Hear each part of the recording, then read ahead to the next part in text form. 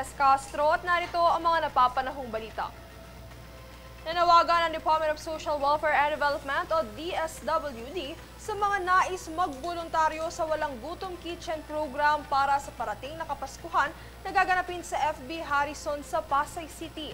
Ilan sa mga gawain na maaaring pagpilian dito ay food and water servers, registration personnel, usher o usherette at crowd control personnel. Bukas ito tuwing Lunes hanggang Linggo mula alas 6 ng umaga hanggang alas 3 ng hapon. Para sa mga nais sumali, isearch lamang ang link na nakatala sa inyong mga screen at mag-register online.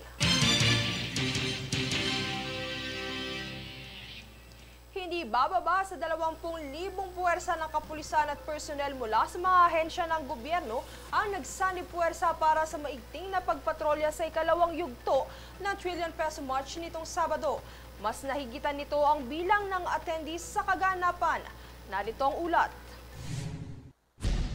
Naging mapayapa ang ikalawang yugto ng trillion peso march protest nitong Sabado na ginanap sa EDSA People Power Monument at Rizal Park. Hindi bababa sa 7,000 individual ang tinatayang bilang na dumalo sa kaganapan, mas mababa kaysa sa September 21 rally na umabot ng more than 100,000 attendees. Gayunpaman, taliwas sa nagdaang protesta, walang naitalang panggugulo o riot mula sa mga kalye na pinagdausan ng rally. Matatandaan na nasa higit 100 individual ang naaresto sa iba't ibang bahagi ng Maynila bunsod ng panggugulo sa unang yugto ng protesta. Kaya naman nagsilbi itong basihan para mas paigtingin pa ng kapulisan at ng mga ahensya ng gobyerno gaya ng Department of Interior and Local Government at Metropolitan Manila Development Authority ang seguridad at kahandaan nito para mapanatiling maayos at ligtas ang pagdaraos ng protesta. Sa panig ng Philippine National Police, mas naging maayos ang koordinasyon mula sa command center hanggang kalsada at mas naging solido ang puwersa sa pag-alerto at pag-organisa. Mahigpit na tinutukan ng mga opisyal ang loob ng command center para sa real-time updates mula sa mga CCTV at ground units na nakakalat sa Metro Manila. Naging mabilis rin ang pag-aayos ng deployment ng kapulisan sa panguna ni Acting PNP Chief Police Lieutenant General Jose Melencio Nartates Jr. Kasama ring nagmonitor si DILG Secretary John Vic Remulla na nagpatibay ng koordinasyon sa pagitan ng pamahalaan at pulisya. Habang higit 2,000 personnel naman ang pinakalat ng MMDA para tumulong sa seguridad, traffic flow at post-event cleaning operations. Sa kabuuan, naging mahinaon at ligtas ang daloy ng programa kung saan ilang mga sikat na personalidad, religious at civic group ang nakibahagi sa panawagang mapanagot ang mga tiwali, partikular sa flood control project scandal. Princess Castro nag-uulat para sa Golden Nation Network.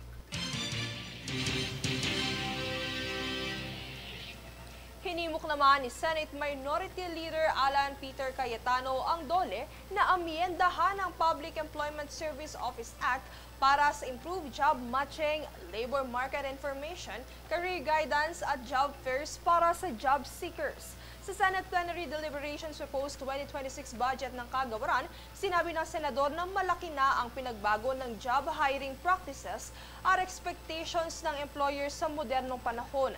Kaya binigyang diin ni Cayetano ang pangangailangan na isama sa job readiness guidance ang digital behavior at online reputation ng aplikante.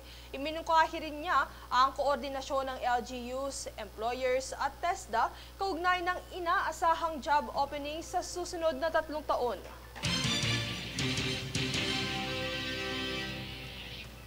Kami ang boses ng pagbabago. Ako si Princess Castro at ito ang News Force. Sa ulo ng mga balita, 120 pesos kada kilo ng presyo ng sibuyas, ipinatupad na. LTO, sinuspinde ang pagbabawal sa mga e-bikes at e-trikes sa National Highway.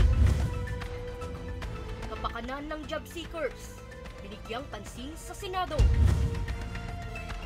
Investigasyon sa flood control, tinutukan ng Kongreso.